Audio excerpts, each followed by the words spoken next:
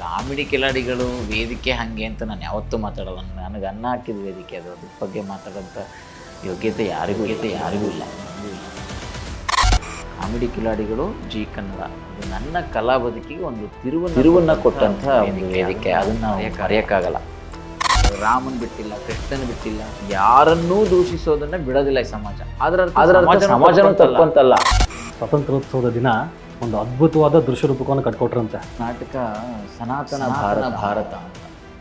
ವೇದ, ರಾಮ, ಕೃಷ್ಣ, ಬುದ್ಧ, ಗುಪ್ತರ ಯುಗ ಅಷ್ಟನ್ನು ಕೂಡ ಜನರಿಗೆ ಅರ್ಥ ಮಾಡಿಸ್ಬೇಕು.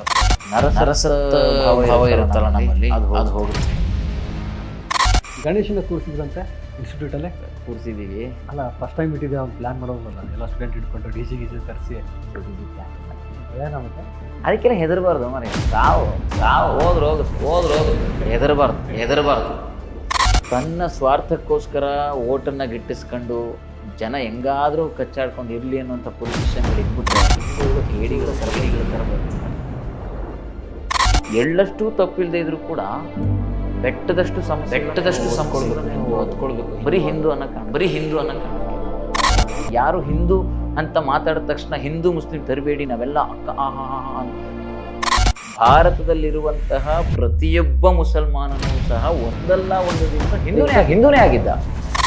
ಇಲ್ಲೇ ಹುಟ್ಟಿರುವಂಥ ಜನಾಂಗಕ್ಕೆ, ಇಲ್ಲೇ ಹುಟ್ಟಿರುವಂಥ ಒಂದು ಸಂಸ್ಕೃತಿಗೆ ಅದನ್ನು ಪಾಲನೆ ಮಾಡುವಂಥ ಅವ್ರಿಗೆ ಸ್ವಾತಂತ್ರ್ಯ ಬೇಡವಾ?